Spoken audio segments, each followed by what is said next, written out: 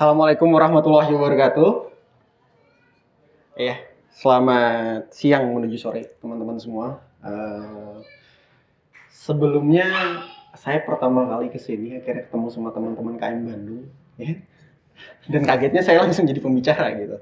Nah, sebelumnya saya mau cerita sedikit bahwa kemarin kan ada rencana akan ada KM Talks begitu teman-teman ya dan kakak-kakak sekalian. Nah, disampaikan bahwa akan ada materi soal merdeka bicara begitu. Nah, materi merdeka bicara tapi kali ini bahas merdeka bicara tapi nggak boleh bahas politik katanya, Pak. Cukup menantang juga begitu bagi saya karena ketika kita ngomong merdeka bicara mungkin kaitannya akan dekat dengan politik, tapi saya coba telah lagi memang ternyata ketika kita ngomong saya gini maskernya ya mungkin kita ngomong merdeka bicara sebenarnya nggak semuanya bahas politis, gerakan sosial apapun sebenarnya tidak kaitan dengan kegiatan politis begitu.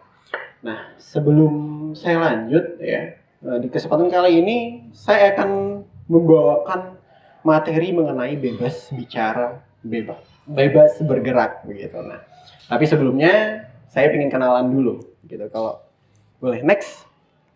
Nah, teman-teman semua, perkenalkan saya Rama Fitra Wijaya. Saya dari KM Bandung, ya. Saya baru di sini, Kejar Mimpi Bandung, baru masuk di 2021, ya. Ini ada beberapa latar pendidikan saya. Saya besar SMP, SMA, SD di Bali, hingga akhirnya kuliah di Universitas Padjadjaran sekarang, program studi Public Relations. Ya. Di pengalaman organisasi, saya sering aktif di kampus. Saya mengaktifkan diri saya di kampus. Mungkin sekarang juga ditambah dengan organisasi ekstra kampus dan juga Kejar Mimpi Bandung, begitu ya. Dan ini media sosial saya, mungkin teman-teman yang pengen kita intens berteman bisa di follow mungkin, ya teman-teman. Saya akan bahas tentang merdeka bicara, ya. Bebas bicara, bebas bergerak, begitu. Nah, apa sih sebenarnya bicara ini? Ya. Bicara menurut saya adalah berekspresi. Ya. Bicara, kalau secara komunikasi adalah menyampaikan informasi, ya kan. Nah, kalau saya kutip dari Sadudin Slamet itu dalam buku yang judulnya Pembelajaran Keterampilan Berbahasa Indonesia, gitu kalau nggak salah. Ya. Jadi berbicara adalah kemampuan seseorang dalam mengungkapkan atau mengekspresikan ide, pikiran yang ada dalam diri yang melibatkan orang lain dalam menyampaikan informasi tersebut dengan menggunakan kata-kata. Nah, itu secara teoritisnya begitu ya, teman-teman. Nah, tapi kembali lagi, sebenarnya bicara ini adalah masalah ekspresi, masalah kita menyampaikan informasi, begitu. Bicara, berekspresi adalah hak semua orang. Jadi di setiap gerakan, ya kan, tumpuannya adalah berbicara. Semua hal yang kita lakukan, ya kan, secara tidak sadar, itu sebenarnya adalah bagian dari ekspresi. Dan bicara adalah salah satu metode ekspresi kita. Metode kita untuk berekspresi, begitu ya. Nah, selanjutnya, saya ingin menjelaskan sedikit tentang gerakan sosial yang kaitan dengan bergerak. Coba di next mungkin. Nah, selanjutnya ada gerakan sosial, begitu ya. Nah, di sini saya definisikan yang agak simpel aja. Jadi biar kita mudah menilai apa itu gerakan sosial. Sebenarnya, kalau ngomong gerakan sosial, sebenarnya gerakan sosial ini adalah sesuatu yang memang asal mulanya politis, begitu. Karena gerakan sosial itu sebenarnya adalah kegiatan atau bentuk-bentuk yang menentang sebuah kebijakan, ya, yang ingin membuat sebuah perubahan, begitu. Nah, tapi sebenarnya tidak semua gerakan sosial bisa didefinisikan seperti itu. Nah, kita bisa lihat bentuk di sini saya definisikan sebagai bentuk gerakan secara kolektif untuk mencapai suatu tujuan atau menginginkan sebuah perubahan. Sebenarnya itu gerakan sosial, ya kan? Nah, setelahnya saya ingin menyandingkannya dengan pengabdian masyarakat. Sebenarnya kalau kita yang rata-rata di sini mahasiswa sebenarnya udah nggak asing sama yang namanya pengabdian masyarakat, ya teman-teman ya. Nah, ini juga adalah bagian dari gerakan sosial, begitu. Jadi sebenarnya tidak harus politis, tapi apapun yang akhirnya bersifat kolektif bersama-sama yang membawa perubahan itu bisa kita sebut sebagai gerakan sosial sebenarnya. Nah, kalau pengabdian masyarakat ini saya bawa yang lebih lebih relevan lah ke kita mungkin. Ya, pengabdian masyarakat adalah bentuk kegiatan yang bertujuan untuk membantu masyarakat ya, tertentu melalui serangkaian aktivitas, begitu teman-teman. Nah, ini adalah gerakan sosial, ini adalah pengabdian masyarakat. Lantas apa sih hubungannya berbicara dengan gerakan sosial, dengan pengabdian kepada masyarakat. Gini. Gerakan sosial pengabdian masyarakat adalah suatu gerakan yang kolektif, suatu gerakan yang bersama-sama, yang akhirnya menginginkan sebuah perubahan yang diawali dengan rasa kesadaran, pengetahuan akan sebuah ketimpangan atau sebuah hal yang harus diperbaiki. Nah, awal mula suatu gerakan, awal mula kita akhirnya mau mengabdikan diri kepada sesuatu, mau menggerakkan orang-orang adalah ketika kita sadar. Namun ternyata, ketika kita sadar ada sesuatu yang salah, nggak semua dari kita akhirnya bisa berekspresi dengan baik begitu. Nggak semua dari kita akhirnya menyadari bahwa kita bebas berbicara untuk menyampaikan apa yang kita sadari tersebut, gitu. Dan mengajak orang-orang lain akhirnya untuk ikut dan tahu apa yang kita tahu tadi sebelumnya. Nah, coba di next mungkin teman-teman. Nah, ini kalau kita bahas soal gerakan sosial, gitu ya.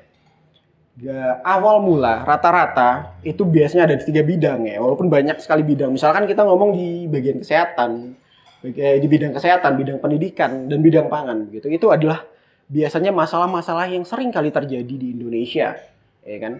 Kita bisa melihat sekeliling kita, ya kan? Ada orang-orang yang akhirnya, mungkin masih untuk makan sehari-hari aja susah. Bahkan ada banyak orang-orang di sekitar kita, adik-adik kita di jalan yang mungkin tidak sekolah, ya kan? Ada yang mungkin kesehatannya timpang, kesehatannya tidak diperhatikan begitu teman-teman. Nah, kita melihat di sana ada suatu kondisi yang sebenarnya ini tidak betul begitu. Dan juga mungkin ada hal-hal lain begitu ya. Nah, di sini seharusnya ya kan kita bisa mampu berbicara. Kita bisa mampu berbicara. Ya. Berbicara ini maksudnya apa? Berbicara ini maksudnya kita harus bisa mampu berekspresi bahwa ini nih yang terjadi di sekitar kita gitu. Dan kita menyampaikannya kepada orang lain gitu ya kan. Nah, tapi banyak kondisi yang terjadi ketika kita ingin menyampaikannya kepada orang lain. Kita ingin menyampaikannya kepada orang lain, ternyata banyak yang mungkin tidak sesuai dengan harapan kita begitu kan. Kita ngomongnya ketika kita ingin buat suatu gerakan, kita inisiasi bersama teman-teman ya kan. Ternyata banyak yang pesimis, banyak yang tidak sesuai begitu. Nah, ini gimana akhirnya? Kita udah merdeka bicara, kita udah bisa bebas untuk berekspresi. Tapi ternyata lingkungan akhirnya tidak sesuai dengan apa yang kita mau ya kan, teman-teman. Kita harus berani bicara, karena itu adalah langkah awal dari gerakan yang bisa jadi punya dampak besar pada lingkungan sekitar kita. Nah, tapi ternyata dari berbicara pun kita sudah mulai pesimis akan perubahan. Ya kan, banyak mungkin teman-teman yang di sini ada pernah ikut kegiatan di kampus. Saya juga pernah begitu ikut model KKN pengabdian masyarakat yang akhirnya kita pingin punya agenda yang seru nih. Kita pingin ini merubah atau melakukan kegiatan di suatu daerah, di suatu desa begitu. Tapi teman-teman yang ikut akhirnya ternyata tidak seantusias itu. Atau mungkin tidak merasa atau mungkin tidak merasa ada suatu hal yang gue pengen ikut ke sana gitu ya. Ya lantas ini apa sih yang membuat itu terjadi teman-teman? Nah, banyak yang saya rasa dari setiap gerakan sosial, dari setiap program pengabdian masyarakat, ya kan, ada beberapa hal-hal vital yang akhirnya tidak disampaikan dengan betul. Walaupun memang diawali dengan berbicara, karena berbicara itu adalah hal yang bebas, begitu ya.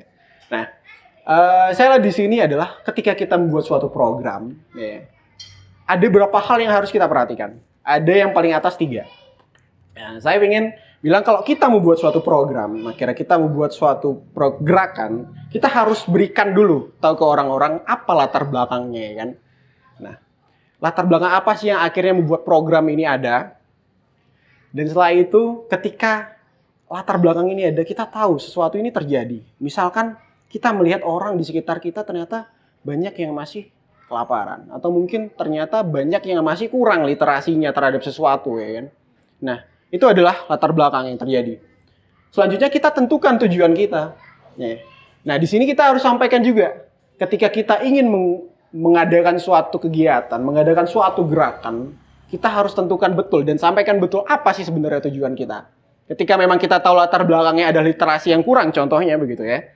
Ya, tujuan kita adalah jelas. Kita ingin tingkatkan literasi itu.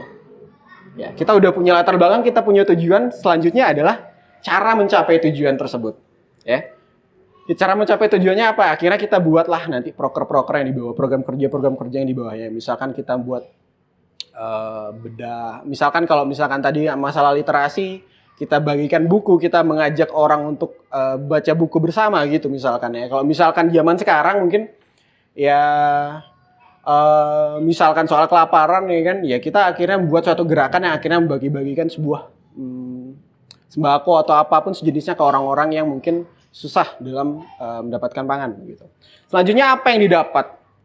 Banyak gerakan-gerakan ini yang mungkin agak gimana ya? Agak kurang jelas maksudnya. Orang akhirnya tidak terpikat untuk masuk karena apa? Karena akhirnya mereka tidak tahu apa yang mereka dapatkan di sana. Bukan akhirnya secara gamblang gitu ya. Kalau kamu masuk sini akhirnya kamu udah bisa dapat ini, enggak. Tapi sebuah gerakan yang bagus adalah sebuah gerakan yang akhirnya bisa memperlihatkan secara tidak langsung, secara tersirat bahwa ketika kamu masuk ke gerakan ini, kamu secara tidak langsung juga akan berubah. Begitu, ya kan? Dan banyak lah nanti. Nah, selanjutnya ada timing. Nah, kita juga harus mampu melihat timing. Ketika kita berekspresi, ketika kita harus membangun sebuah gerakan. Misalkan di zaman sekarang, teman-teman, di kondisi sekarang ini, kondisi COVID-19, ya kan? Nah, kita bisa lihat bahwa hal yang paling banyak terjadi adalah masalah kesejahteraan, masalah pangan. Banyak orang-orang yang akhirnya kehilangan lapangan kerja, misalkan, ya kan?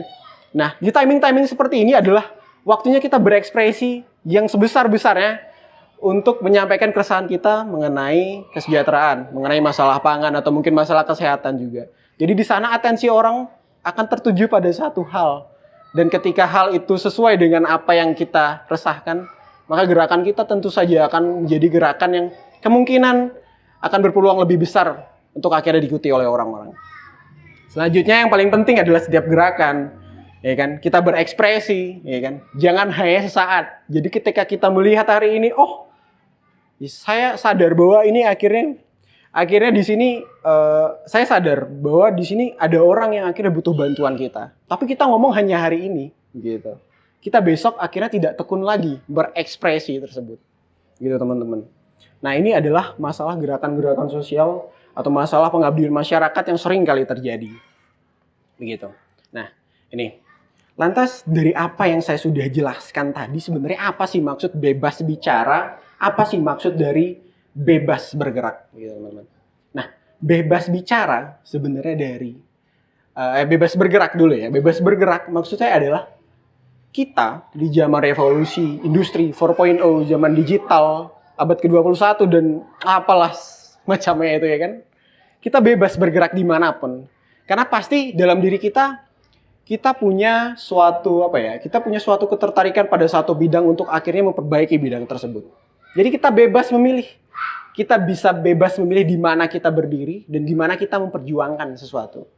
Selanjutnya bebas berbicara. Maksudnya apa? Kita bebas berekspresi, teman-teman. Di zaman sekarang ini media banyak ya kan. Mungkin ada yang senangnya langsung bertemu seperti ini. Ada yang akhirnya berbicara, berekspresi melalui media sosial, melalui Instagram, ya kan, melalui internet. Atau mungkin ada yang suka ke jalan langsung ya kan, turun merepengkan jalannya. Itu berbagai macam cara kita berekspresi di zaman yang seperti ini. Jadi sebenarnya bebas bicara, bebas bergerak itu adalah ini. Kita bebas memilih dengan cara apa kita berekspresi. Begitu pula kebebasan untuk memilih di mana diri kita berada dan memperjuangkan perubahan. Gitu teman-teman. Nah, tapi di balik semua kebebasan itu sebenarnya ada satu kebebasan tidak pantas kita punya teman-teman di zaman yang seperti ini. Kebebasan apa? Kebebasan untuk memilih apakah kita harus diam atau kita ikut bergerak. Kenapa? Karena di zaman seperti ini kita tidak pantas untuk memilih diam. Kita tidak punya hak, kita tidak punya kebebasan untuk memilih diam. Kenapa? Karena sebaik-baiknya manusia adalah manusia yang ikut serta dalam sebuah perubahan. Mungkin itu dari saya. Oke, saya Rama Fitra Wijaya. Sekian yang saya sampaikan. Saya mohon maaf apabila mungkin ada yang kurang berkenan di teman-teman. Ya, saya tutup. Wabillahi taufiq wal hidayah. Wassalamualaikum warahmatullahi wabarakatuh. Selamat sore.